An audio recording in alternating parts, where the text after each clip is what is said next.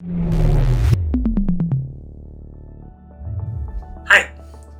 Welcome to another video.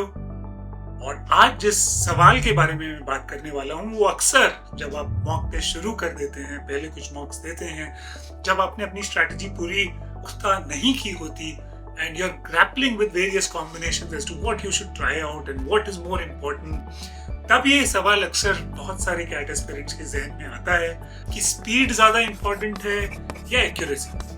Obviously, all of us know that both are extremely important and it is not feasible कि किसी एक को बिल्कुल कम करके दूसरे को बहुत ज़्यादा बढ़ा के आप कहीं पहुँचेंगे, right? You need minimum amount of both. You need a threshold of both. But if you have to be a little bit inclined towards one of these, then what should that be? So we'll try and answer this question on the basis of, let's say, what intuition would say, and also on the basis of some simple, data crunching. And both the answers pretty much align, right?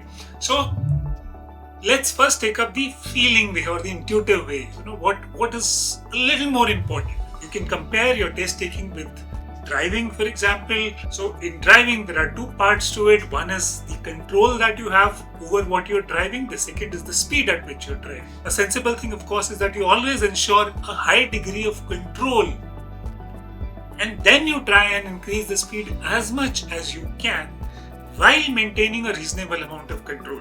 Right? आप बहुत तेजी से अगर चलाने लगेंगे, drive करने लगेंगे और आपका कंट्रोल बहुत पुअर है, the result would be disastrous, as it would be in the case of CAT as well, where due to the negative marking, you will end up scoring a very high very high quantity of negative marks if your accuracy is really poor.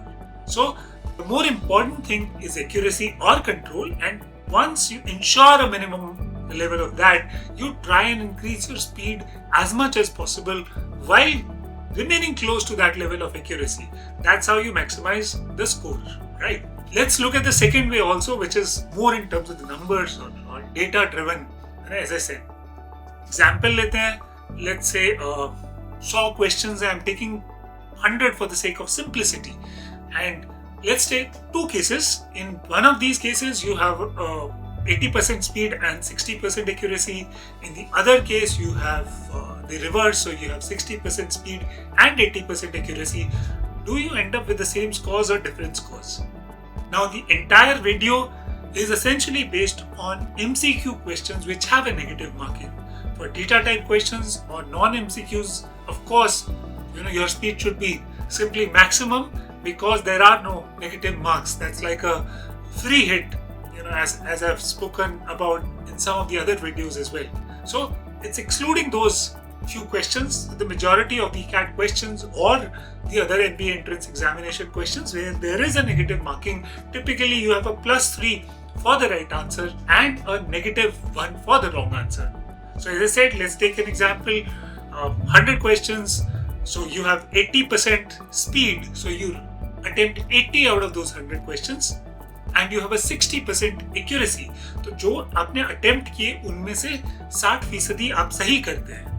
60% of 80 is 48, तो आप 48 question सही करते हैं और 32 questions गलत करते हैं क्योंकि आपने टोटल 80 अटेम्प्ट किए. तो what's your score? It be 48 into +3, that's 144, minus 32 into 1, which is the negative marking for the wrong answers, so that's 32. So 144 minus 32 is 112.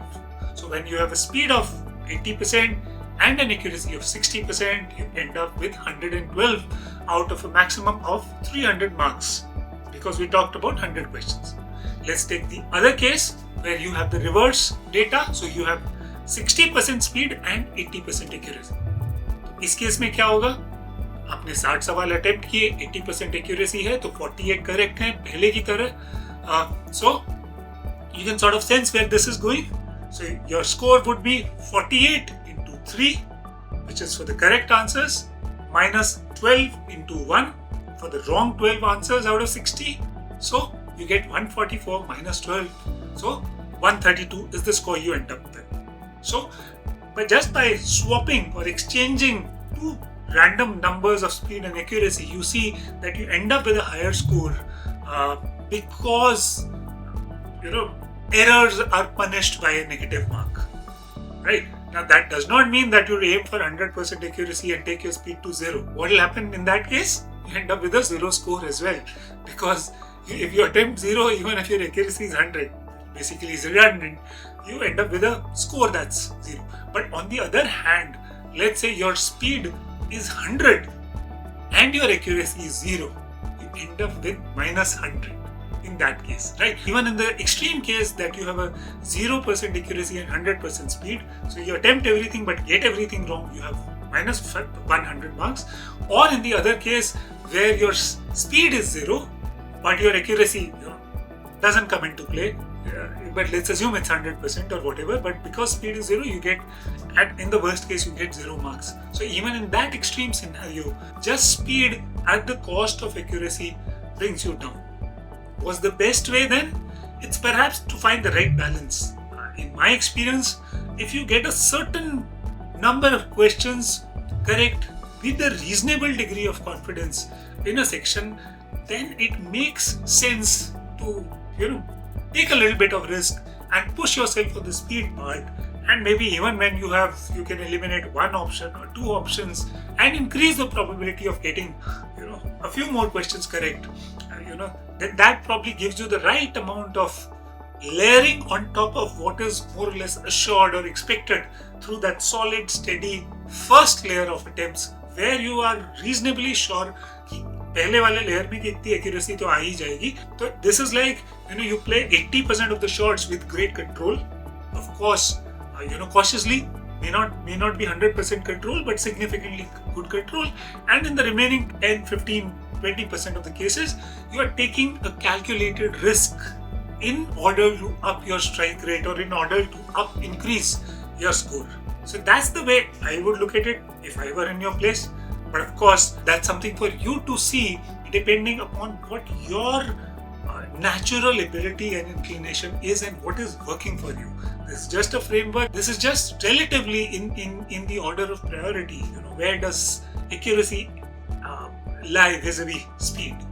Hopefully this has given you some food for thought, something that you can probably incorporate in your test taking strategy here on in terms of trying to find that right balance between speed and accuracy. Of course, there is somewhat of a trade-off involved. Typically, on a tougher test, you should probably look at a lower speed and higher accuracy and vice versa. I hope that's something you can build upon.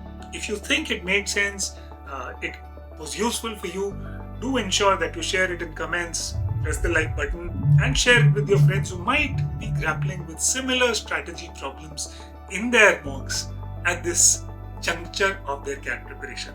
That's it for now. See you soon again in another video. Bye for now. Take care.